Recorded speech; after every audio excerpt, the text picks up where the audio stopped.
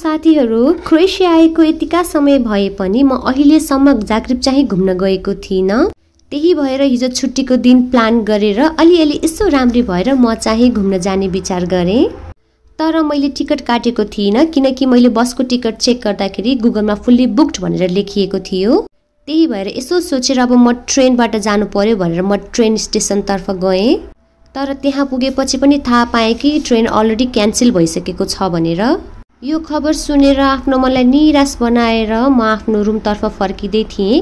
फेरि यसो सोचेँ कतै मैले बसको टिकट पो पाइहाल्छु कि एकचोटि बस स्टेसन नै जान्छु भनेर म त्यतैतर्फ लागेँ। एन्ड थ्याङ्क्स टु लर्ड मैले फाइनल्ली एउटा टिकट चाहिँ भेटाएँ।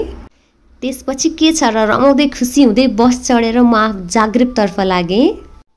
जाग्रेबको घोडे पार्क नघुमेसम्म क्रोएसिया आएको फिल हुँदैन है भनेर मेरा केही साथीहरूले सधैँ ठट्टा गर्नुहुन्थ्यो।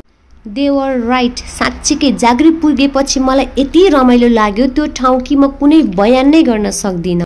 झन् त्यसै माथि अहिले क्रिसमस सेलिब्रेसनको तयारीहरू हुँदै रहेछ। जताततै लाइट साउन्ड्सहरूले कति राम्रो देखिएको थियो जाग्रेब। मानौ कि नेपालमा तिहार नै आए जस्तो फिल भइरहेको थियो। जताततै मान्छेको भिड झिलिमिली, आहा कति रमणीय ठाउँ।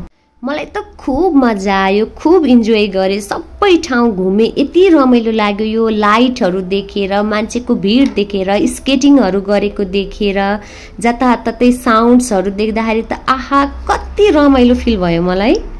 त्यो सबै ठाउँ घुमिसकेर फेरि मलाई साह्रै भोक लाग्यो अनि म फेरि त्यहाँनिर नेपाली रेस्टुरेन्टमा गएर मैले मोमो पनि खाएँ।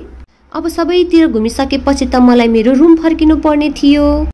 तर मेरो मन चाहिँ त्यही जाग्रेबमै घुमिरहेको थियो। मेरो मन नै मानिरहेको थिएन जाग्रेबलाई छोडेर आउनलाई। तर के गर्नु, फर्किनु त पर्यो नि होइन, त्यहीँ बसेर पनि त भएन।